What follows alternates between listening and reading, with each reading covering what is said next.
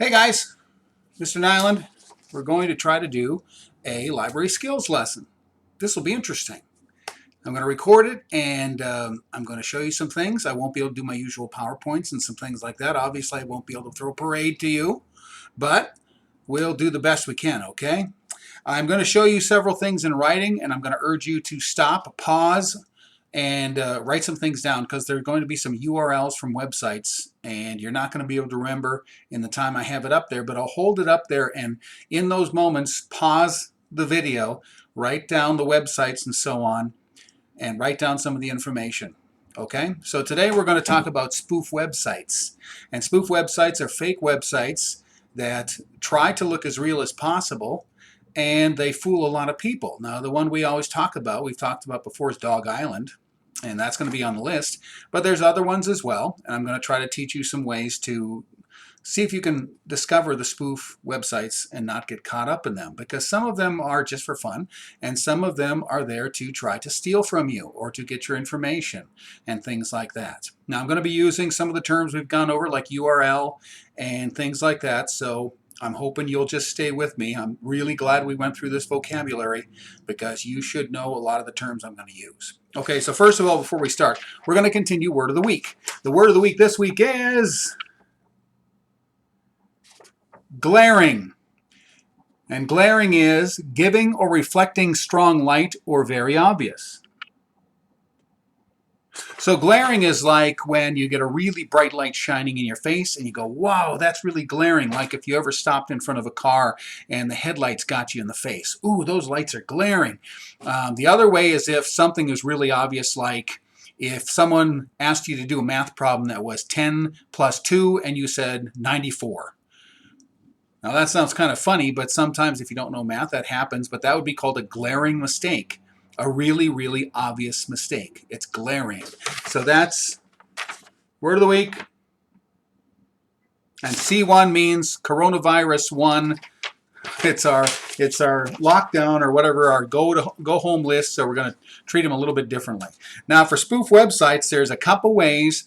If you run into a website and you say, ooh, boy, that looks kind of suspicious, and we'll go through these one at a time, and remember, make sure you pause when you see these things. So first on the list, number 1 is pay attention to the address bar.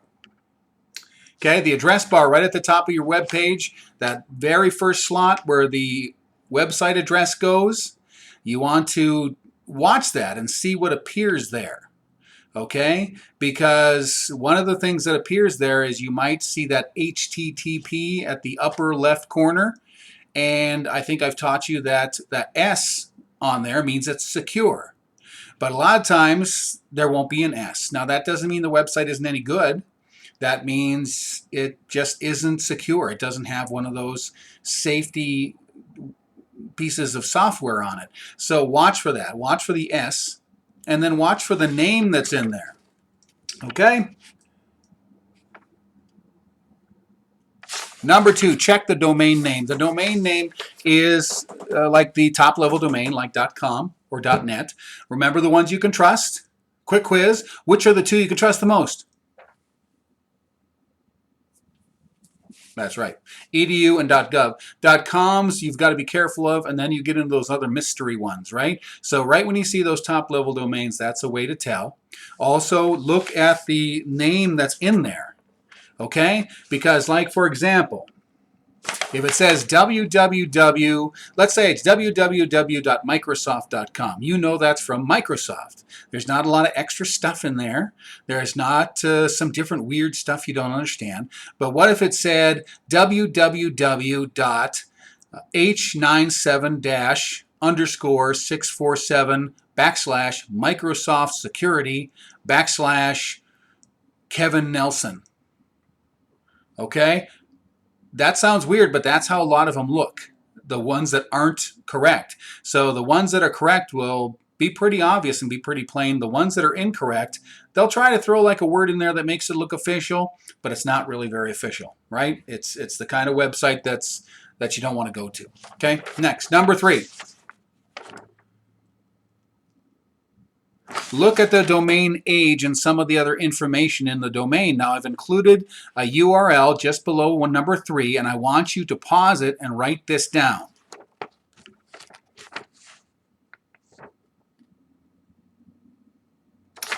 https://whois.domaintools.com/. I'll show it to you again.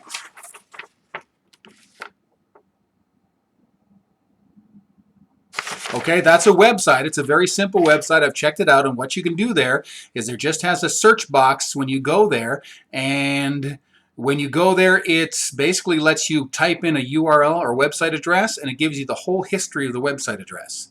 It tells you how long it's been around. It tells you the city of origin, and so you can get a lot of information. So if the website says they're Dog Island off the coast of North Carolina, and you go to that domain search and it says that website was made in Iowa, that's a pretty good sign that it isn't real, right?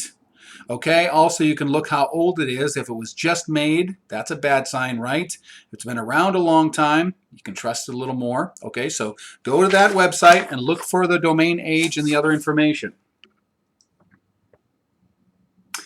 Okay, step 4, look for fake logos. Fake logos, you know, I think I've said a lot in my lessons that they will copy and paste logos and they'll put them on these websites to try to make look official, so you get fooled by that. Remember, you can almost always click on logos and they'll take you someplace official. So what you should do is, like at the bottom where they put the ones that are like security software, or at the top where they put like Microsoft or whatever, usually in the upper left corner, right? If you click on it and it doesn't go anywhere, or it goes to some strange place, that's a bad sign, right? If you click on a Microsoft logo, it should take you to Microsoft, right?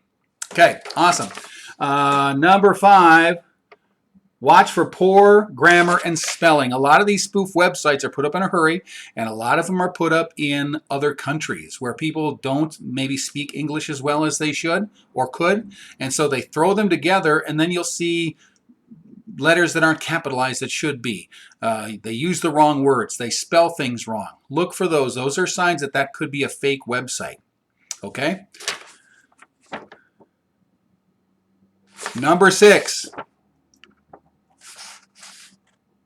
look for reliable contact information. That means if they don't have addresses or say where they're from, that's a bad sign. If they don't say, if you check the URL, you go to that website I showed you, right there, and it says that it's claiming to be something in North Carolina, it's from Iowa, that's a bad sign.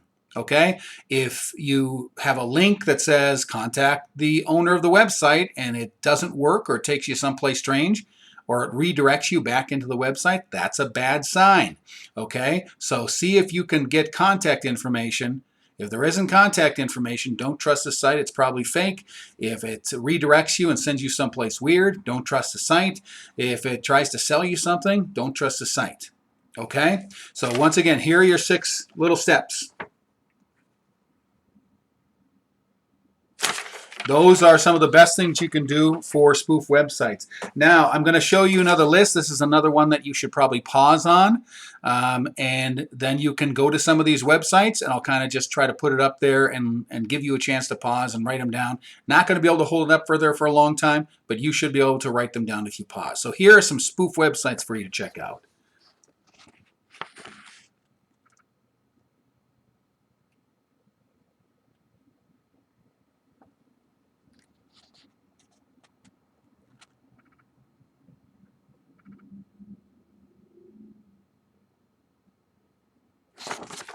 And finally, here's some more.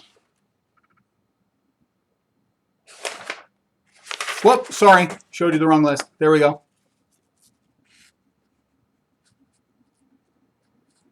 Okay, guys, I have to keep this under 10 minutes so that it will fit on some of the programs your teachers are using. But that's spoof websites. That's a quick lesson on spoof websites. Going to try to get some more lessons up here for you. I hope you enjoy these. If you have anything you want to contact me or ask me about, send it to jim.nyland@k12.nd.us. Okay, see you later.